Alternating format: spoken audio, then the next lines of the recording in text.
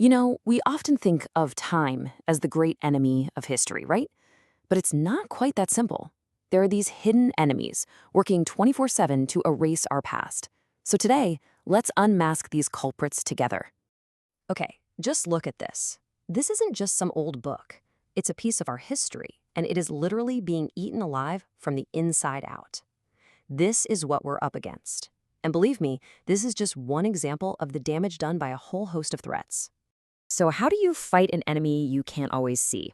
Well, first, you gotta name it. And that's exactly what the Canadian Conservation Institute did. They developed this amazing framework identifying the 10 main threats to our cultural heritage. They call them the agents of deterioration.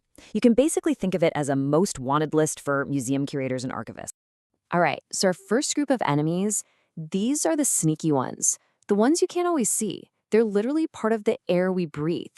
These relentless forces just silently attacking and aging our most precious objects. First up, we've got incorrect humidity. And it's a total Goldilocks problem.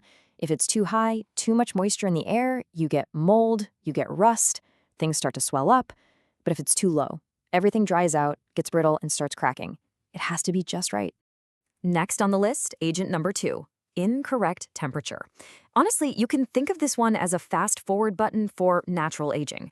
The science is pretty wild. For every 10 degrees Celsius increase, the rate of chemical decay pretty much doubles. So think about it. If you're feeling comfortable in a t-shirt, the history around you could be aging twice as fast as it's supposed to.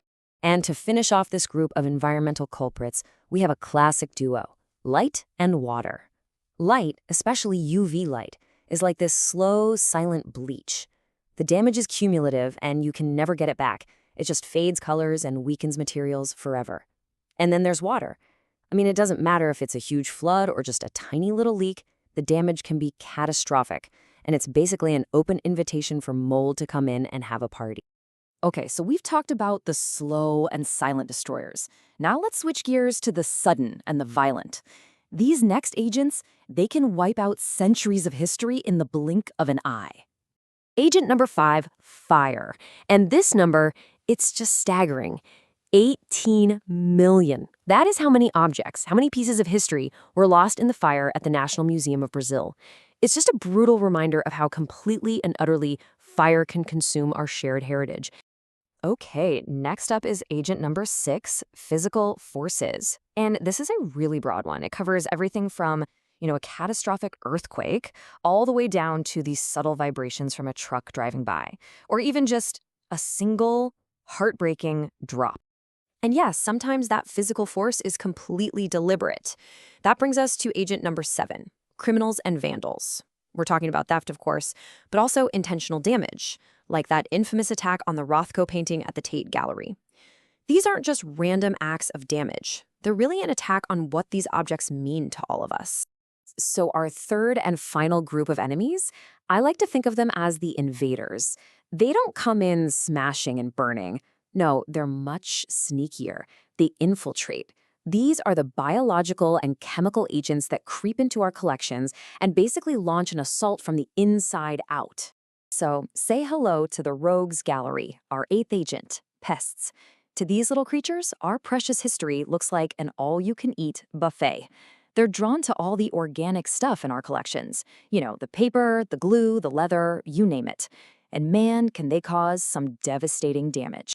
And here's a perfect case in point. On the left, you see the adult beetle. But the real menace is its larva, what we call the bookworm. This thing literally eats its way through books, carving these insane, destructive tunnels and turning priceless pages into something that looks like lace. Here's another common pest you might have even seen, the silverfish.